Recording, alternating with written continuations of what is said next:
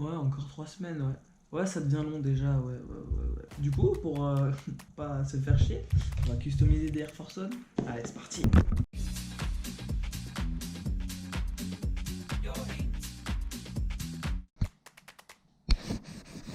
Hey, hey. Bon, aujourd'hui on est le lendemain de ce que vous avez vu juste avant. On va passer un petit coup d'acétone sur les chaussures pour les dégraisser et les nettoyer. Donc faites-le absolument en extérieur parce que c'est un produit chimique et si vous le faites à l'intérieur vous allez avoir des vaporisations dans votre pièce et ça c'est pas du tout un bon bail. En plus il y a un grand soleil, il faut en profiter en ce moment. A tout de suite.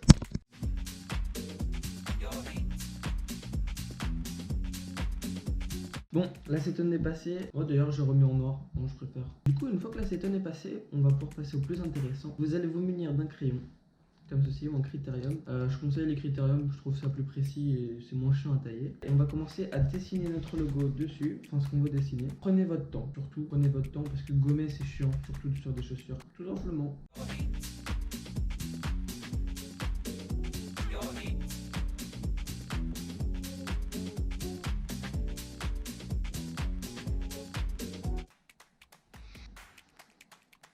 Le petit logo Ribbon Lip est fini au crayon.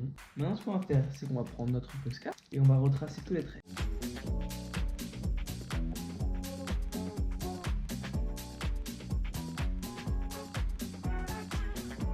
Bon les amis, je suis plutôt fier de moi. Ça va, je m'en suis très bien sorti, je trouve. Voilà le petit chat. Donc n'hésitez pas à me donner un petit avis. J'ai fait les lignes à un Posca, c'est le PC1MR. C'est du 0,7 mm. Très fin. Maintenant ce que je vais faire, c'est que je vais essayer de les retracer avec le Posca. Avec le Posca un peu plus gros juste ici. Donc c'est du 1,3 mm. Je vais faire les contours un peu plus gros. Les yeux, tout ça, le nez, je vais laisser au Posca 0,7 mm. Et bah let's go, c'est parti.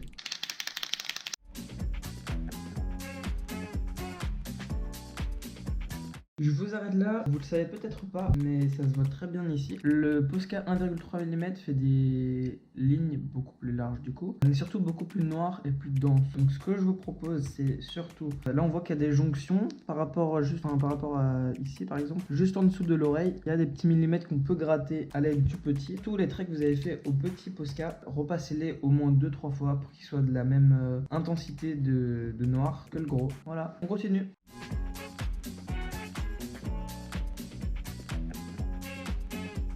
Bon les amis, je viens tout juste de finir le logo, voilà, je l'ai fait entièrement en noir et blanc. Alors maintenant ce que j'aimerais bien faire, et c'est ce que je vais faire pour compléter un petit peu la chaussure, je vais peindre le Nike Air et les bandes, ici par exemple en noir, pour essayer de compléter, mettre un petit rip and dip quelque part, par exemple ici je pense. La chaussure sera plus complète à mon goût et ça rendra un truc bien plus stylé.